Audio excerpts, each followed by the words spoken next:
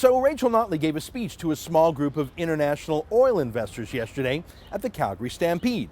She attended with most of her cabinet. It was closed to the media, but it elicited this gushing report in the Calgary Herald. Headline, Notley wows business leaders with pro-oil sands speech. That was written by Don Braid, a Herald columnist who wasn't at the event himself, but he talked to people who were. Here's how Braid described it in his story. Quote, Premier Rachel Notley didn't just extend an olive branch to oil and gas leaders and investors on Tuesday. She brought the whole tree and shook it, raining down petals of praise and friendship. Well, that sounds pretty good, but what does it actually mean? Now, I've been following Notley's NDP pretty closely for the past 2 months. They've moved against the oil sands faster than they've moved on any other project.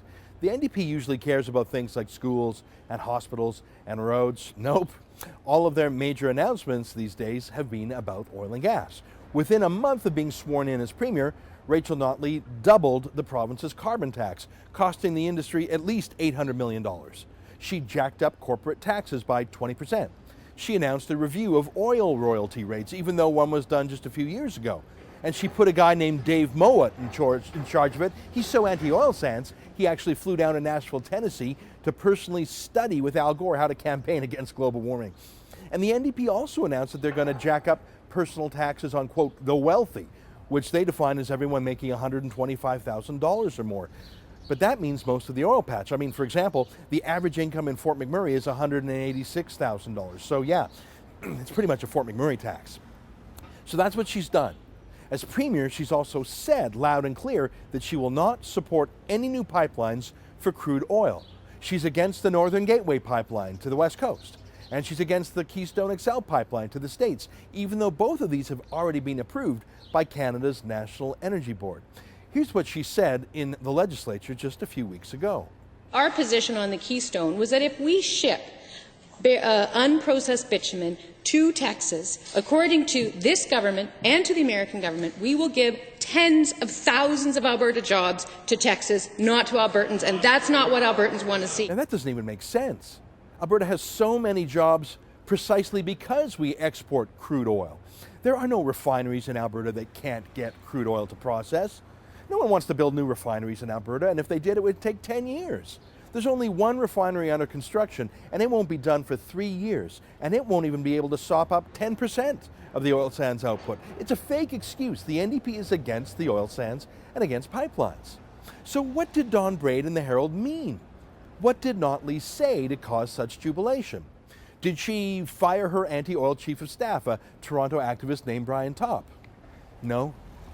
Here's what Topp said when he was running for the leadership of the federal NDP, to the left of Thomas Mulcair. Take a listen. We want a clear approach on climate change, and I quite like what they're doing in Europe, and it's worth studying it carefully as we think about Canadian policy. Hard cap on emissions, to price carbon, a home and industrial retrofit program, getting out of coal, getting an urban mass transit program, and getting fossil-fueled cars out of our cities. The comprehensive approach like that, we can tackle climate change, and it's got to be at the heart of our next government.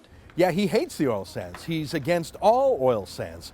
When he campaigned for the NDP, he specifically targeted oil sands pipelines, saying they were dangerous. Topp is the man responsible for hiring all the other chiefs of staff in the cabinet, like the energy minister's chief of staff, Graham Mitchell. He's the Toronto lobbyist who was actually registered to lobby against oil sands for a group called Lead Now. He was actually in charge of 14 anti-oil lobbyists there who lobbied against the Northern Gateway pipeline and even oil by railway. Here's a clip from a TV ad produced by Mitchell's lobby group Lead Now. Listen to what they have to say about oil and gas. The Harper government has stripped our environmental protections, put all our economic eggs in one risky basket, and damaged our international reputation. They've taken our country backward. So what made Don Braid and the Herald so happy? Did Rachel Notley fire Mitchell? No. Did she end her pipeline ban? No. Did she call off the carbon tax? Nope. So what did the NDP do? What did Rachel Notley say? Well, Notley didn't let any media into her speech, but she did publish the text of it on the Premier's website, at least for a moment, but it seems to have been taken down now. Don't worry, we've got a copy of it. Let's go through the speech for a moment, and I'm going to show you some highlights. Here's the first moment where she talks about the oil sands in the speech, and I quote, "It's the oil sands that have really emerged as our international showpiece. For more than half a century, Albertans have been coming up with unconventional solutions for an unconventional resource so we can extract, handle, and ship it responsibly to the very best of our abilities. Okay, great, we all know those things. Doesn't really say much about her own views, but here's some more. It's a tremendous asset which has transformed Alberta into one of the world's leading oil producers. And I'm here today to emphasize that the province has a government determined to defend this advantage by being constructive at home and by building relationships around the world. Okay, those are words said in private with no cameras allowed, but which should we believe? Her public statements just a couple of weeks ago in the legislature confirming no new pipelines, or her private statements that she wants to build relationships around the world? Do the oil sands need relationships, or do they need pipelines to be built? You don't really need a relationship to sell oil. I mean, the worst people in the world sell oil all the time. Saudi Arabia, Iran, Venezuela, because people need oil so badly, they'll buy it from anyone. Alberta doesn't need friends. It needs more pipelines that Rachel Notley and Brian Topp oppose. And in the entire speech, Notley did not use the word pipeline once, as in she hasn't changed her plans. She has started to implement her plans, in fact. Higher taxes, more regulations, a ban on pipelines, royalty reviews. She didn't call off any of these plans. She confirmed them. Again, here's what she said in her private speech, and I quote, "We are working hard to make the transition as smooth as possible and bring as much economic stability as we can while we implement our plans." So, full speed ahead? What exactly are those plans? If you read the NDP policy book, you'll see what the plans are. Here, let me quote from Policy 5.10. "We will phase out coal-fired electricity generation to reduce smog and greenhouse gas emissions and expand cleaner, greener sources, including wind and solar." Those are the plans. More wind and solar power in Alberta?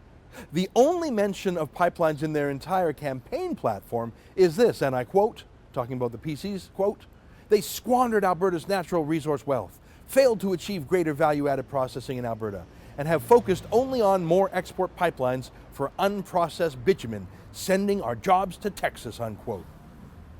So like you said, no change in plans. Those were the NDP's plans before they elected. That's what Notley confirmed in the legislature a few weeks ago. And now she just said in a private speech that they will try to implement their plans as smoothly as possible. And this is the source of jubilation in the Herald.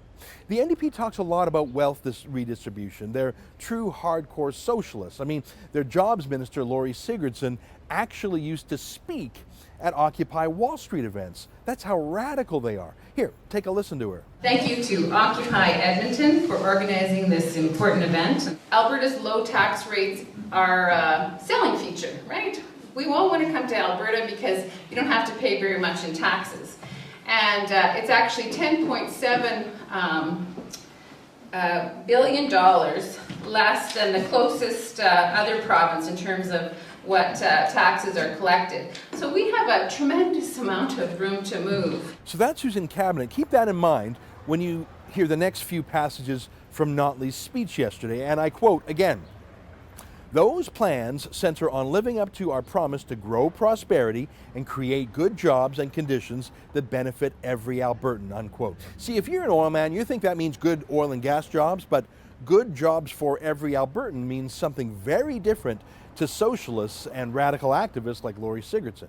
Here's a line from Notley about oil sands royalty rates, and I quote, "We will maintain a warm welcome for investors and uphold their right to earn fair returns." Okay, fair returns. So to an oil man, that probably means one thing, but what does it mean to a socialist New Democrat who hates oil? What does it mean to, for example, one of Rachel Notley's new MLAs named Rod Loyola? Well, here's what he says about oil sands royalties. Absolutely essential is making sure that oil royalties are a lot higher than what they actually are right now. And I would even say that we need to get them up to at least 30-35%. Okay, well, he's a backbencher. So what might fairness in royalties mean to Shannon Phillips, the new environment minister? Well, here's what she has to say. And the other component of this is, of course, royalties. We do not collect an appropriate royalty for either our oil sands bitumen or our conventional oil and gas reserves. Look, the Herald was jubilant over this. I know why. If you're dying of thirst in the desert, you'll look anywhere to find a mirage and think it's water. You're desperate for hope. Notley's NDP has hit the oil patch so hard in the past 2 months that it's reeling. So a few friendly but vaguely written ambiguous phrases, so banal and meaningless they could be in a Hallmark greeting card, and the Herald is so ecstatic it could cry. But Notley didn't say what the Herald wishes she said. She didn't say she's calling off the royalty review. She didn't say she's calling off the corporate tax hike, the personal tax hike, the carbon tax hike. The NDP platform calls for more environment regulations on industry too. She's not calling off those additional red tape. I'm not going to go through and parse every line in the speech, but let me emphasize what I think is the one actually substantive message in the whole speech. When it comes to potential shifts, such as greenhouse gas emissions and royalties, no one will be surprised by how our decisions unfold. Okay, I'm going to read that again because I think this is the one meaningful thing she said. Quote, when it comes to potential shifts, such as greenhouse gas emissions and royalties, no one will be surprised how our decisions unfold. No surprises. They'll do what they say. They'll keep their promises. They'll hold meetings and have consultations, but there will be no surprises. There was no regret for the last 2 months of all-out war against the industry. No sign of hesitation or uncertainty about the tax hikes they've already announced. They chose an Al Gore extremist to do the oil sands royalty review. Don't be surprised with what he comes up with. It would not be surprising if he calls for higher taxes. It would be surprising if he doesn't call for higher taxes. And the Premier just said there will be no surprises. It would be surprising if a party run by an anti-oil sands Premier and anti-oil sands cabinet ministers and anti-oil sands chiefs of staff suddenly supported the oil sands. That would be surprising. When the Premier says she's against pipelines, it would be surprising if she supports pipelines. Back in January, the Canadian Association of Petroleum Producers predicted that investors would pour $25 billion into Alberta in 2015. And that's despite low oil prices. But there were warnings that Alberta's high taxes, onerous regulatory requirements, and environmentalist litigation would put that investment in jeopardy. When the NDP won their election in May, foreign money stopped in its tracks. So did Canadian money, waiting to see what the new government would do before investing. Well, the NDP has done what they said they would do. They're killing the goose that lays the golden egg. They're raising taxes. They're banning pipelines. Rachel Notley's speech confirmed she means what she said. If you were in charge of some of that $25 billion of investment and you heard Notley's speech, would you really decide to put more money into Alberta oil and gas now? I mean, if you were iffy beforehand based on low oil prices and high labor costs and high environmental litigation, you were on the edge anyways, the tipping point. Is there any investor in the world who's thinking, I'm going to choose to invest in NDP Alberta over, say, fracking for oil in Texas or North Dakota or even in Siberia? Notley's speech used the phrase expanding existing oil sands projects, establishing new ones. Really? It's unlikely that any investor would take a $5 or $10 billion risk to do that now. You see, this guy, David Eggen, is a Rachel Notley cabinet minister. Doing the right thing means that we have no new approvals for tar sand projects, and we start to invest money into a renewable energy and into a sustainable economy.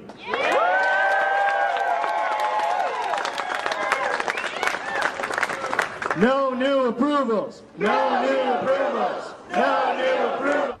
No new approvals. No new approvals. The thing is, the Alberta NDP won't have to block any new oil sands projects like they want to do. They won't have to say no to any new approvals because despite the desperate hope of the Calgary Herald, there's no one on Wall Street or Bay Street who's a big enough sucker to put his money in to check if they'll get their approval.